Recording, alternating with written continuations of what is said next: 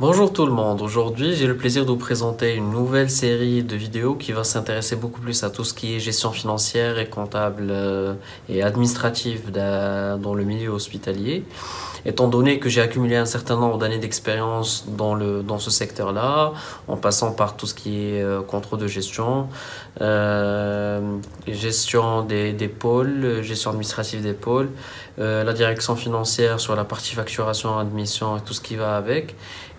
Donc j'estime avoir un minimum d'informations et de connaissances qui vont vous permettre aussi d'avoir une idée sur ce secteur d'activité, sur le développement ou bien les perspectives de développement de ce secteur d'activité et surtout en prenant en considération ces process-là, à savoir le process d'admission, de facturation en général, mais c'est surtout toute la partie financière et je dirais comptable d'un hôpital.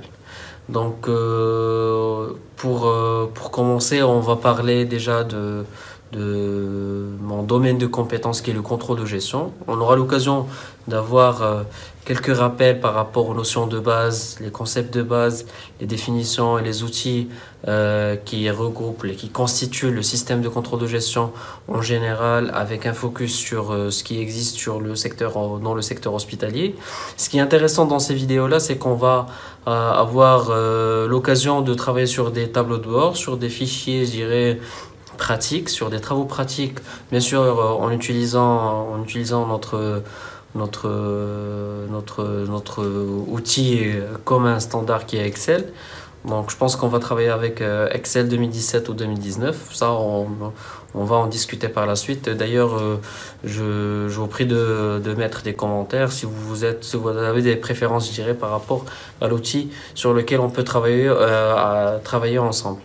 Par la même occasion, on aura quelques capsules qui vont traiter, je dirais, le process budgétaire dans sa globalité et avec des généralités, mais bien sûr, on va s'intéresser au process budgétaire dans le secteur hospitalier et à ce moment-là, on aura l'occasion de voir ce qui existe ou bien ce qui se fait par rapport aux établissements publics ou là, le secteur public et ce qui est réalisé, concrétisé au niveau des établissements privés.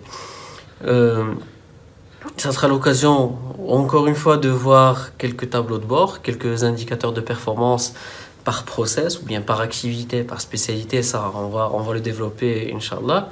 Et in fine, on va essayer de reconstituer carrément un système de contrôle de gestion fiable permettant d'avoir une idée sur la santé financière de l'hôpital, bien de l'établissement de santé et aussi avoir une matière pour qu'on puisse prendre des décisions par la suite sur l'activité ou bien sur les autres, je dirais, axes d'amélioration.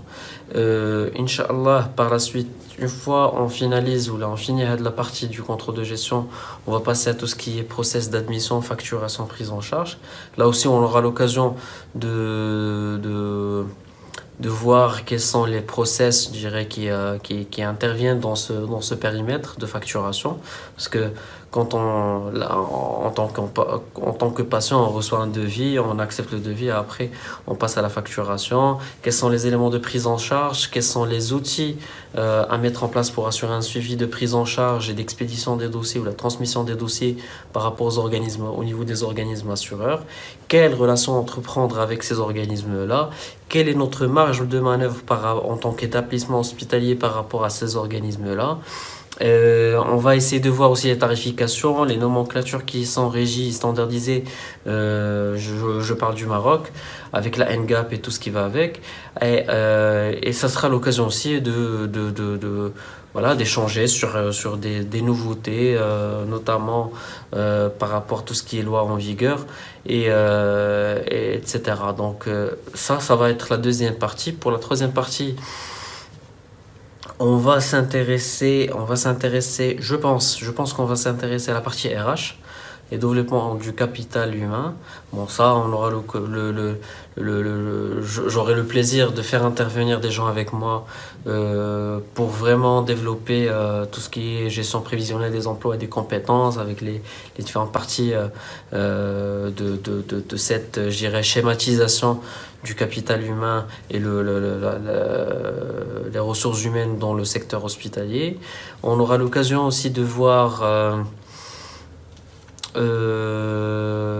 comment évaluer la performance en général, mis à part la partie qui est traitée par le contrôle de gestion ou bien l'audit interne. Qu'est-ce que la performance dans un secteur hospitalier? Parce qu'il ne faut pas oublier qu'il y a deux dimensions, je dirais, qui ne convergent pas vraiment à tous les niveaux. Celle à la dimension économique, mais il y a aussi la dimension éthique. Donc la performance pour moi, c'est le fait d'essayer de converger entre ces deux dimensions.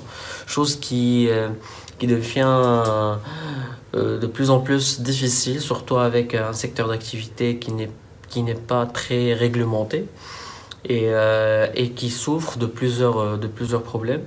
D'ailleurs, on aura l'occasion de voir, de faire 2 ou 3 vidéos par rapport à ça.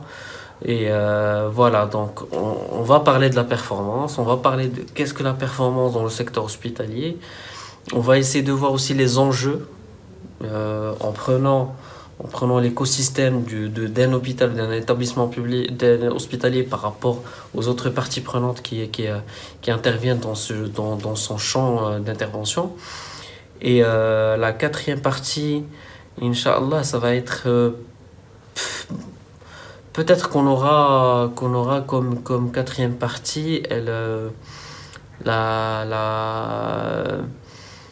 je sais pas comment on dirait. Alors c'est en fait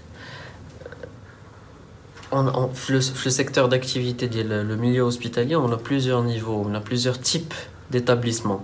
Bon, on ne discute pas de la catégorisation de ce qui est au niveau de l'État avec les GHR, les GACS, etc. Non, là, on parle surtout de la partie privée, du secteur privé. On va essayer de voir qu'est-ce qui a changé. Voilà, on peut avoir des actionnaires non médecins qui peuvent créer ou qui peuvent avoir des cliniques. À partir de cette loi, quelles sont les perspectives du développement de tout le secteur d'activité? Quels sont les champs ou bien les facteurs clés de succès dont dispose un certain établissement et qui peuvent vraiment faire améliorer les choses et j'irais améliorer la santé en tant que qu'agrégat, je dirais, économique. Et aussi on aura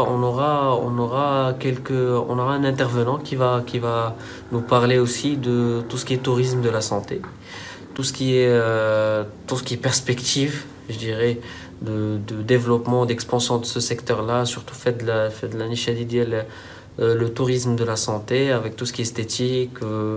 On peut envisager plusieurs projets. Et d'ailleurs, voilà, c'est ça la cinquième partie qui est très très intéressante, c'est de pouvoir élaborer ensemble, c'est-à-dire avec vous, un business plan pour la création d'un établissement hospitalier et pourquoi pas avoir la cerise sur le gâteau en créant carrément un établissement de tourisme de la santé avec une vocation de tourisme qui va prendre en charge la partie santé, la partie soins, etc. Mais aussi le tourisme, le développement du tourisme marocain, au niveau du Maroc. Donc j'espère que vous allez vous abonner, vous inscrire à ce cours. C'est une aventure pour moi parce que voilà, là on est en plein confinement. C'est vrai que je vous fais une vidéo mais j'ai pas eu l'occasion de le faire chez moi tranquillement. Donc ça va être c'est un challenge pour moi. Ça va nous permettre d'appréhender des connaissances, de se former par rapport à ce secteur-là et de partager nos connaissances entre nous tous. Donc je sollicite vraiment que ça soit dynamique, que ça soit actif par rapport aux commentaires, par rapport au like, dislike, mais au partage aussi. Et voilà, je reste ouvert à toute proposition par rapport à un projet ou à un sujet qu'on peut aborder au cours de ce cours, ou là, des vidéos qui relèvent de mes domaines de compétences, à savoir tout ce qui est finance, contrôle de gestion, audit interne et comptabilité. Donc voilà, donc soyez libres de nous laisser des commentaires et à la vidéo prochaine. Salam alaikum wa rahmatullahi wa barakatuh.